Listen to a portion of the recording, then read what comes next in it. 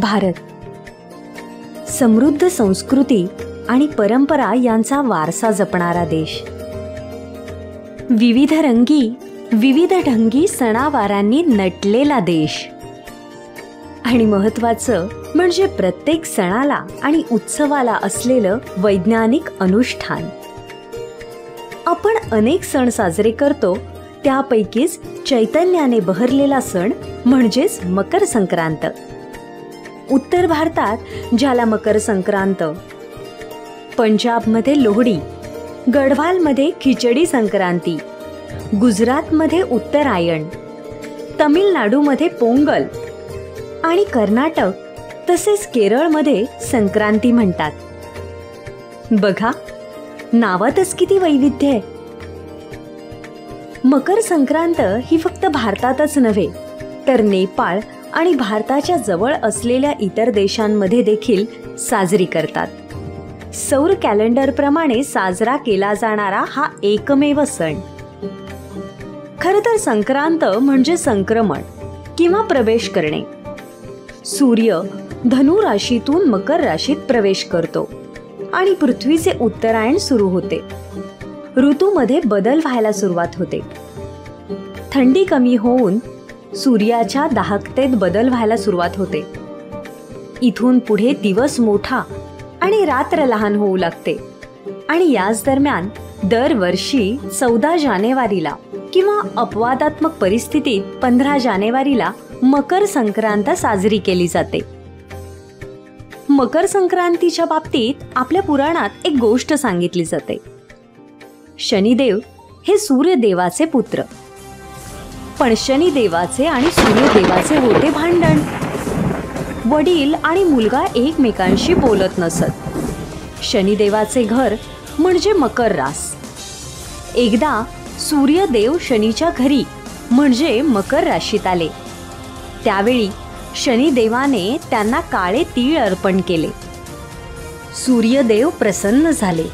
त्यांनी शनिदेवाला आशीर्वाद दिला की मी मकर राशीत अर्थात तुझ्या घरी आल्यावर मला जो कोणी काळे तीळ अर्पण करेल त्याला आयुरारोग्य आणि धन प्राप्त होईल.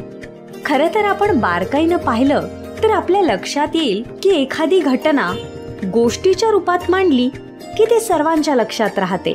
खरं तर सूर्यदेव शनीच्या घरी अर्थात मकर राशीत आले ही भौगोलिक घटना देखील आपल्या पुराणात गोष्टीच्या रूपात सांगितली आहे. ती आपल्याला लक्षात राहावी म्हणूनच. अहो, भारतीय परंपरेचं हेच तर वैशिष्ट्य आहे.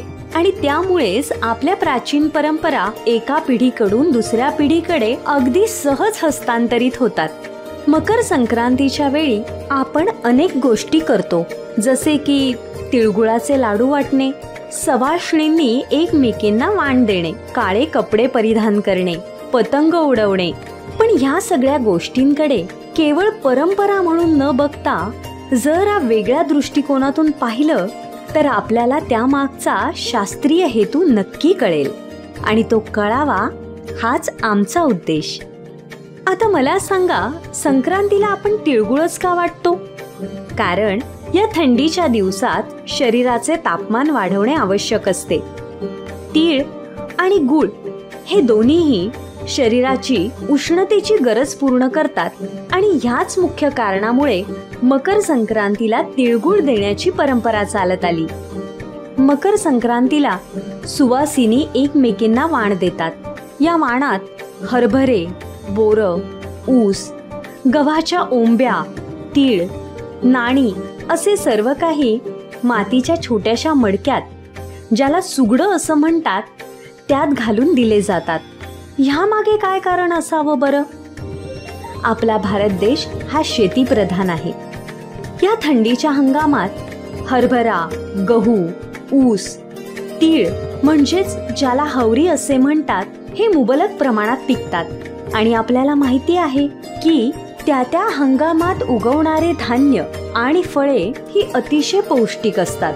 मग असे मुबलक प्रमाणात असलेले पौष्टिक धान्य आणि फळं एकमेकांना देऊन निरोगी आयुष्याची कामना केली जाते.